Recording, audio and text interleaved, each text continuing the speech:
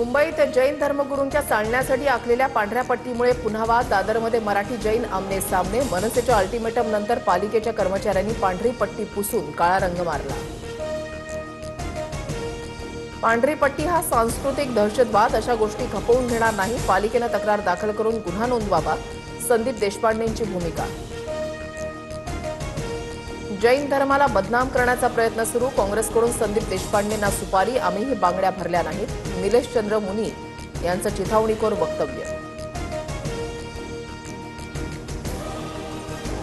महापालिकेमध्ये पांढऱ्या पट्टीचा वाद उपस्थित करणार। पट्टी आखण्यास कुणीही परवानगी दिली नव्हती। या प्रकरणी गुन्हा दाखल झाला पाहिजे। किशोरी पेडणेकर आक्रमक। सातारा सांगली विधान परिषद निवडणुकीबाबत महायुतीची बैठक। शिवसेना राष्ट्रवादीचे नेते मात्र अनुपस्थित। मंत्री शंभूराज देसाई आणि मंत्री मकरंद पाटलांच्या गैरहजेरीमुळे महायुतीमध्ये बिघाडीची चिन्ह। कुठल्या गाडीत बसू अशी आमची अवस्था। सातारा सांगली विधान परिषदेसंदर्भात मंत्री शंभूराज देसाईंचं वक्तव्य।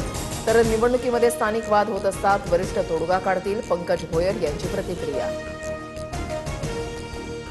नाशिक पाठोपाठ जळगावातील बंडई शमलं। उपमुख्यमंत्री शिंदेंसोबत भेटीनंतर महायुतीच्या बंडखोर उमेदवार रेश्मा काळेंची माघार। महायुतीच्या उमेदवाराला निवडून आणण्याच्या शिंदेंच्या सूचना। जळगावात भाजपला पाठिंबा दिल्यानंतर मंत्री गुलाबराव पाटलांकडून खंत व्यक्त। आमची बाजू भक्कम असूनही जागा सोडावी लागली। गुलाबराव पाटलांची नाराजी।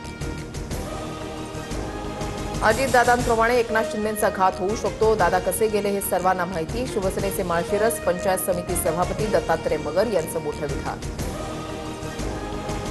रोहित पवारांच्या अन्नत्याग आंदोलनाचा दुसरा दिवस। कर्जमाफीच्या अटी हटेपर्यंत माघार नाही। रोहित पवारांची भूमिका। परवापासून नामदेव पायरीजवळ आंदोलनाला बसण्याचा इशारा। लातूरमध्ये ठाकरेंच्या शिवसेनेच्या आढावा बैठकीमध्ये कार्यकर्त्यांचा गोंधळ। शिंदे आणि ठाकरे यांच्या शिवसेनेमध्ये तुलना केल्यानं वाद। अंबादास दानवेंच्या मध्यस्थीनं वाद मिटला। मुख्यमंत्री फडणवीसांकडून भीमाशंकर मंदिर विकास आराखड्याची पाहणी। प्रशासनाकडून खूप वेगानं आणि चांगलं काम सुरू। मुख्यमंत्री फडणवीसांची माहिती। अयोध्येच्या राम मंदिर दानपेटी चोरी प्रकरणामध्ये एसआयटी स्थापन करा। मंदिर समितीकडून मुख्यमंत्री योगी आदित्यनाथ यांच्याकडे मागणी। दानपेटीतून 5 कोटी रुपये चोरीला गेले होते। प्रणित मोरेच्या शोमध्ये वादग्रस्त वक्तव्य केल्याप्रकरणी डॉक्टर सेजल पवारवर अखेर केईएम प्रशासनाची कारवाई। 15 दिवस महाविद्यालयासह रुग्णालय आणि वसतिगृहात येण्यापासून बचाव। की शिक्षा की सुट्टी, केईएमच्या कारवाईवर नेटकऱ्यांचे सवाल। वादग्रस्त स्टँडअप कॉमेडियन प्रणित मोरेचा अखेर माफीनामा। माझी सर्वात मोठी चूक होती, मला एक संधी द्या, चांगला माणूस बनून दाखवेन। सोशल मीडियावर व्हिडिओ पोस्ट करत प्रणित मोरेची दिलगिरी।